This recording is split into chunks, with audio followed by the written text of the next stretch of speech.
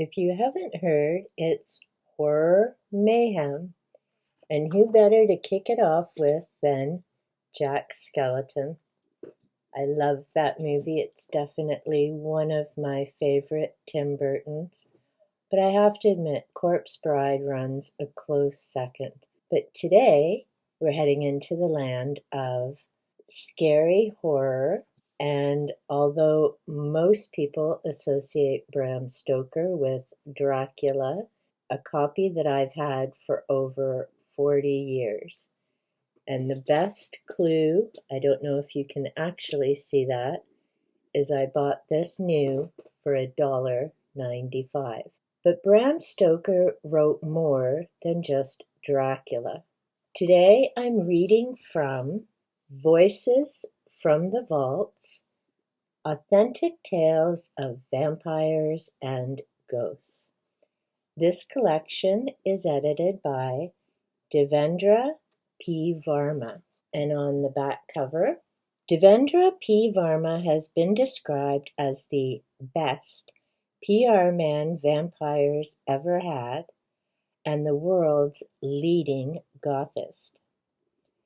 He's professor of English and Gothic Romance literature at Dalhousie University in Halifax, and has republished more than 200 tales of terror, most dating from the 18th and 19th centuries.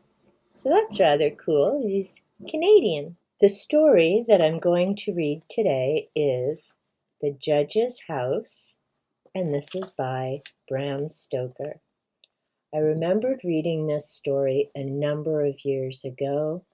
I enjoyed rereading it a little while ago, and the picture at the beginning definitely gives us a clue of what's going to be coming up in this story. When the time for his examination drew near, Malcolmson made up his mind to go somewhere to read by himself. He feared the attractions of the seaside, and also he feared completely rural isolation, for of old he knew its charms, and so he determined to find some unpretentious little town where there would be nothing to distract him. He refrained from asking suggestions from any of his friends, for he argued that each would recommend some place of which he had knowledge and where he had already had acquaintances.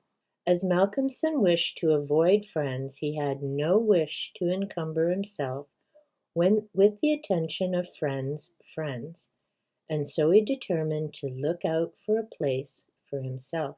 He packed a portmanteau with some clothes and all the books he required, and then took ticket for the first name on the local timetable, which he did not know.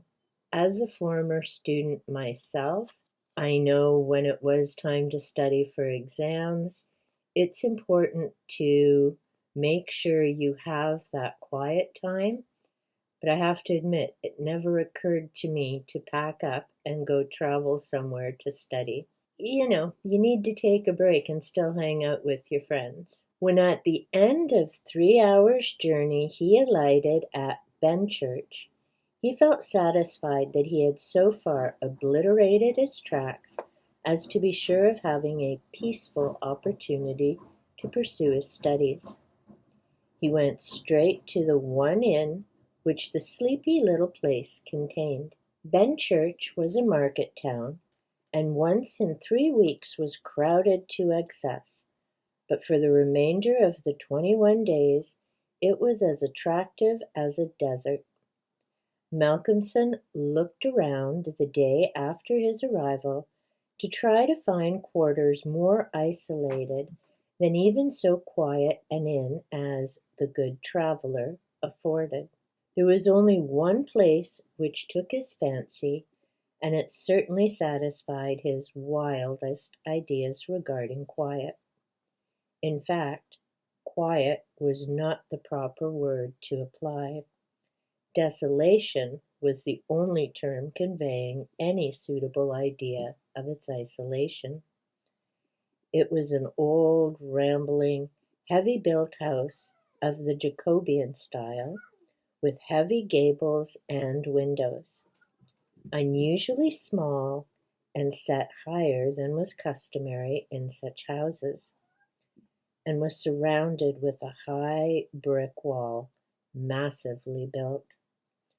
Indeed, on examination, it looked more like a fortified house than an ordinary dwelling. But all these things pleased Malcolmson.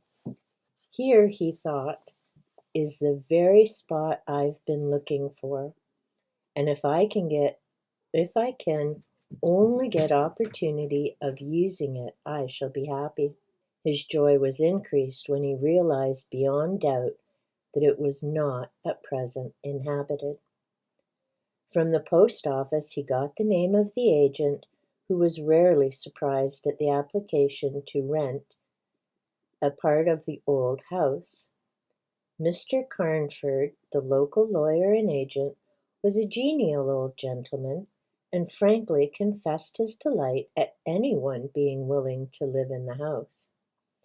"To tell you the truth," said he, "I should be only too happy on behalf of the owners to let anyone have the house rent-free for a term of years, if only to accustom the people here to see it inhabited. It has been so long empty that some kind of absurd prejudice has grown up about it, and this can be best put down by its occupation. If only," he added with a sly glance at Malcolmson, "by a scholar like yourself, who wants it quiet for a time." Malcolmson thought it needless to ask the agent about the absurd prejudice. He knew he'd get more information, if he should require it, on the subject from other quarters. He paid his 3 months' rent, got a receipt, and the name of an old woman who would probably undertake to do for him, and came away with the keys in his pocket. He then went to the landlady of the inn, who was a cheerful and most kindly person, and asked her advice as to such stores and provisions as he would be likely to require. She threw up her hands in amazement when he told her where he was going to settle himself. "Not in the judge's house," she said, and grew pale as she spoke. He explained the locality of the house, saying that he did not know its name. When he finished, she answered, "Aye, sure enough, the very place. It is the judge's house, sure enough." He asked her to tell him about the place, why so called, and what there was against it.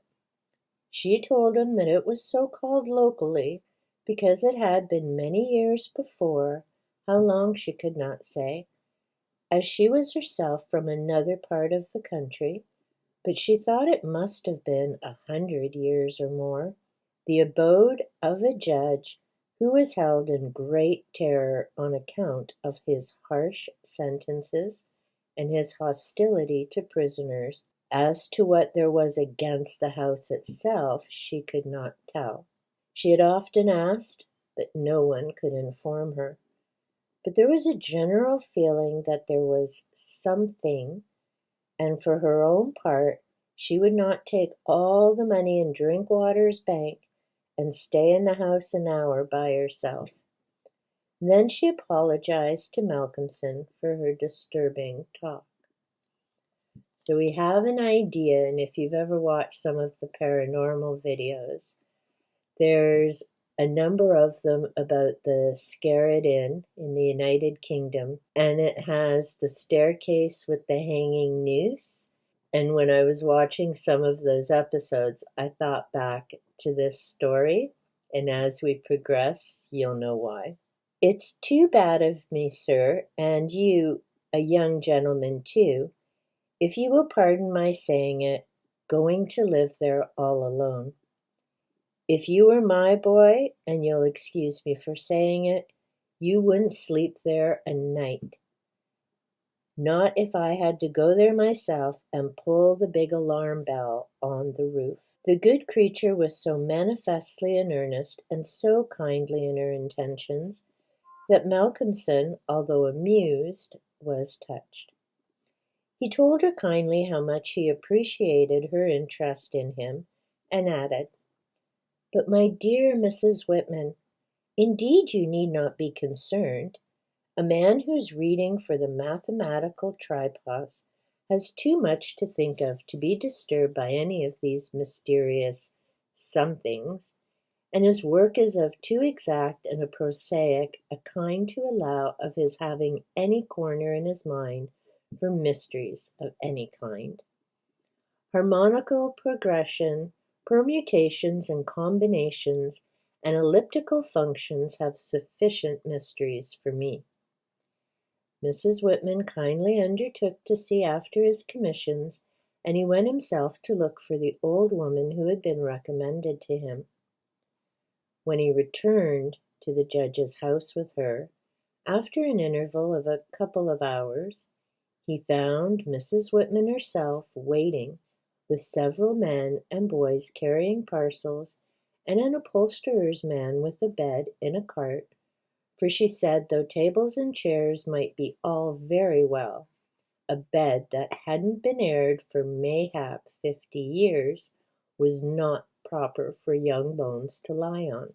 She was evidently curious to see the inside of the house, and though manifestly afraid of the somethings, that at the slightest sound she clutched on to Malcolmson, whom she never left for a moment, went over the whole place. After his examination of the house, Malcolmson decided to take up his abode in the great dining room, which was big enough to serve for all his requirements, and Mrs. Whitman, with the aid of the charwoman, Mrs. Dempster, proceeded to arrange matters. When the hampers were brought in and unpacked, Malcolmson saw that with much kind forethought she had sent from her own kitchen sufficient provisions to last for a few days.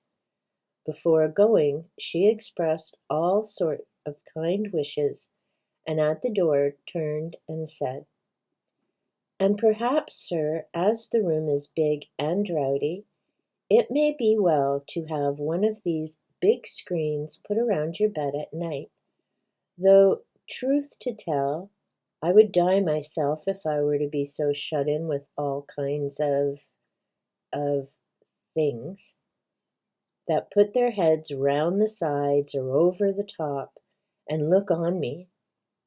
The image she had called up was too much for her nerves, and she fled. Mrs. Dempster sniffed in a superior manner as the landlady disappeared, and remarked that for her own part she wasn't afraid of all the bogies in the kingdom. "I tell you what it is, sir," she said, "bogies is all kinds and sorts of things, except bogies. Rats and mice, beetles, creaky doors, loose slates and broken panes, stiff drawer handles that stay out when you pull them and then fall down in the middle of the night. Look at the wainscot of the room. It's old, hundreds of years old. Do you think there's no rats and beetles there? And do you imagine, sir, that you won't see none of them? Rats is boogies, I tell you, and boogies is rats. And don't you get to think anything else."